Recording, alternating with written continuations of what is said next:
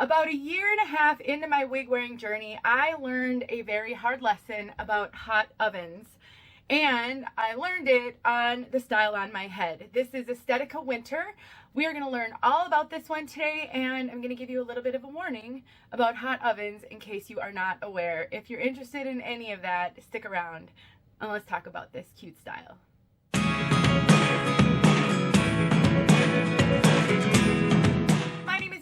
I'm also known as Hey Wig Sister on Instagram and Facebook. I am partnering with Name Brand Wigs to bring you this review, and when they asked if I would like to show Estetica Wynter, I was so excited. I did review this one a lot of years ago, and it's so fun to get to revisit styles that I once loved. And I will give you a bonus tip about hot ovens, just in case that's not something you're aware of. Name Brand Wigs is an online retailer that carries all the major name brands. They are wonderful. They have a great customer service team. And if you're struggling, you can reach out to them for help. You can email them support@namebrandwigs.com, and they will do their very best to help you. Let's take a look at this one from all sides.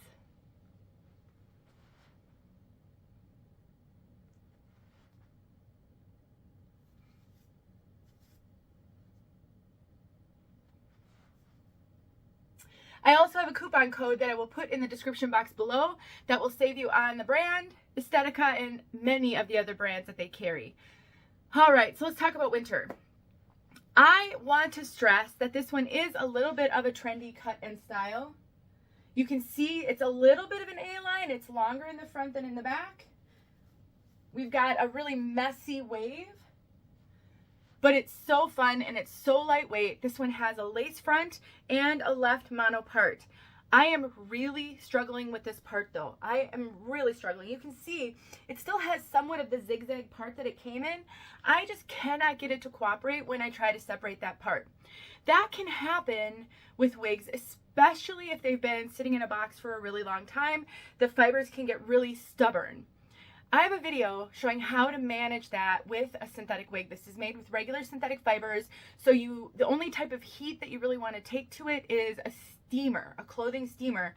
And so what I would do is I would get this separated wherever, I'm trying to feel, because it's a mono part, so I only have a little bit of parting space. But so I would get this separated, and you'll kind of see what I mean. This right here does not want to lay to the side. It wants to spring back. So what I would do is I would get it separated where I want it. I wouldn't do this on a mannequin head, on my own head. I would do it on a mannequin head. So I'd probably separate the part on my head. I do a little bit of a better job when I have a mirror. And then I would take clips, like alligator clips, and I would clip the hair so that it stays where I put it. I would set this on a mannequin head, and then I would take a clothing steamer and a comb, and I would just really coax the fibers to stay where I put them. I understand that we want wigs to do what we want them to do. I have gotten comments on some of my tip videos that, I pay a lot of money for these wigs, so I don't want to work that hard. But this is the reality of wigs, and not everybody likes a super defined part. I've made videos where I've shared that I pluck a part line because I like to see the part, and inevitably I get a comment that I never could see my own part, so that's not important to me. So this is a preference, and I'm just giving you tips in case it's your preference. So I just want you to know though, I am struggling with that part on this one. That may not be the case if you got one.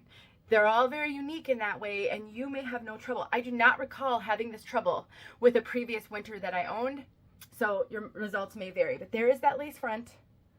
You can kind of see the knots a little bit on this one. This is a pretty dark color, but I still think they did a reasonably good job with this one. If you wear dark colors and you can see visible knots on your wigs because knots can't be bleached on synthetic, then you could use a little bit of face powder. That really helps to blur any visible knots. I have a video showing how to do that. I'll link it below. There's that lace.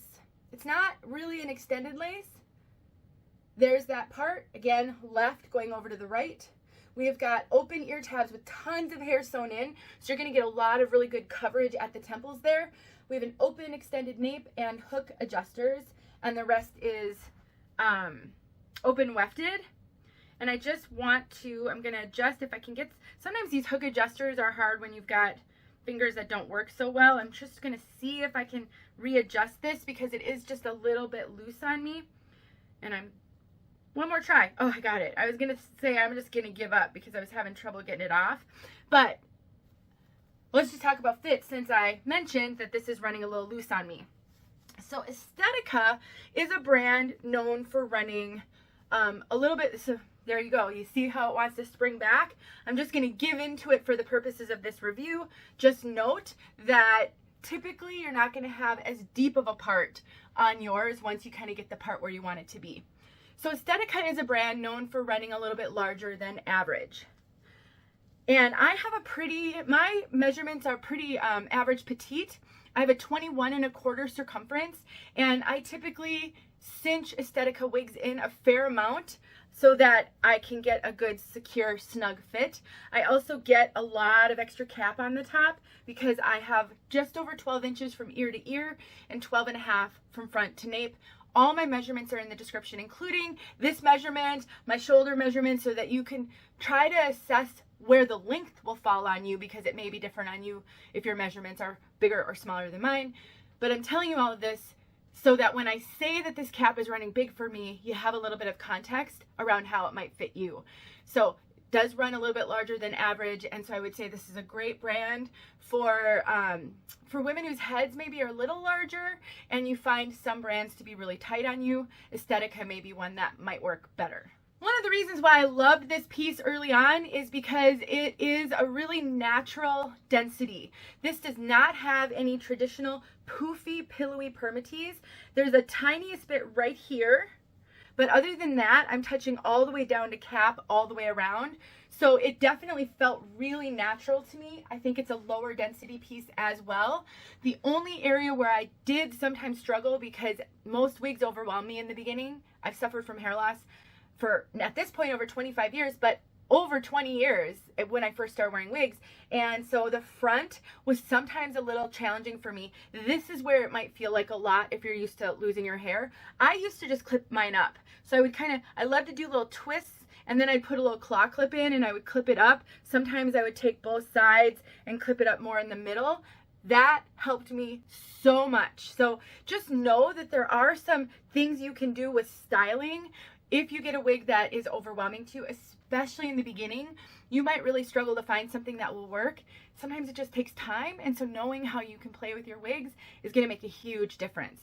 Like I said earlier, this is made with regular synthetic fibers. They feel really natural, really natural. I'd say this is more of a kind of a lightweight, light denier hair fiber, so it just really felt a lot like my bio hair, which is why I think I really love this piece early on. Overall, I think this is a super fun style, and I do think, even though you can't get big hair out of this because it doesn't really have permatease, you can really play with this and zhuzh up this wave pattern. If you like to use styling products, Jon Renau Peace Out Cream would be so good with this one. Tresillure Wig Wax would, especially with the front, could really help get some lift in that front. A clothing steamer could also get some lift. If you feel like yours is more of a face flapper, it really does stay swept to the side well, but you can always use a clothing steamer to get a lot more lift where there's that lace front to keep it out of your face. So I think you could play with this one if you want to and have fun, but I didn't with mine. I was too new and I still loved it. So I think this one could be a super, super fun, sassy style if you like to have fun with your wigs. All right, let me tell you about the oven debacle, which I mentioned in the beginning. So for those of you who aren't aware, the heat from the oven can melt your regular synthetic fibers.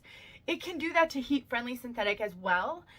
I think the risk is less, but it is not none. And so I recommend that if you are wearing wigs and you're going to be cooking, that you be very, very aware of how close you are to the oven, especially when you open it up and that first big blast of hot air comes out. I have a whole video where I talk about this. I will link it below, especially as we're in November and Thanksgiving is coming and a lot of people might be cooking. I recommend that you try to keep the hair clipped away from your face.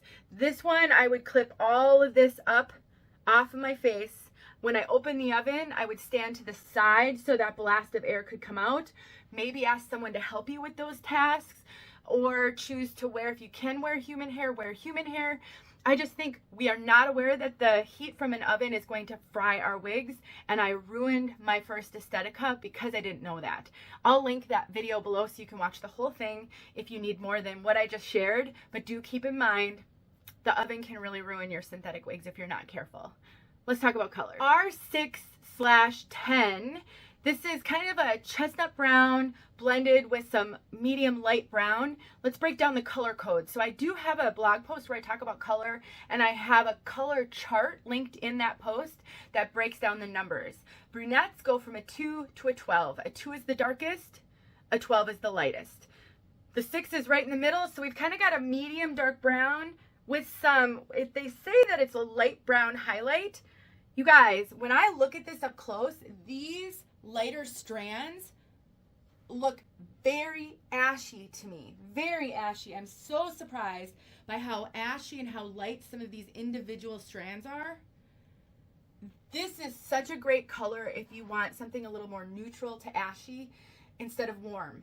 Sometimes chestnut browns can be really warm and rich, kind of a rich chocolatey color. This is not that. I would say it's a neutral brunette. It's not really red, but it's not super ashy. And then you've got really ashy kind of highlights. But it's so interesting how they did this, because instead of like thicker highlights, it's almost like they just took these individual strands and wove them through that neutral brown. I'm really hoping the camera is picking this up. We'll get outside so you can see this outside. But if you like a little bit of ashy with your brunette, this is a great color. Really great color. And it's consistent all throughout. They did not put any of a darker root on the top. So great neutral brown with some ashy tones. Let's get outside so you can see this color outside. And again, Name Brand Wigs sent me this one so I could share her, and I'm so grateful to them.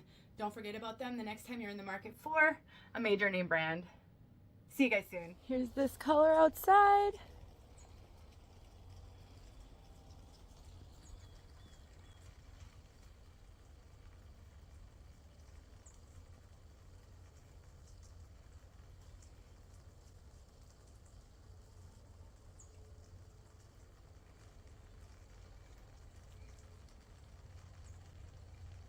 We got our first snow yesterday. You can see just a little bit back there. It's not really sticking yet, but all right, there you go.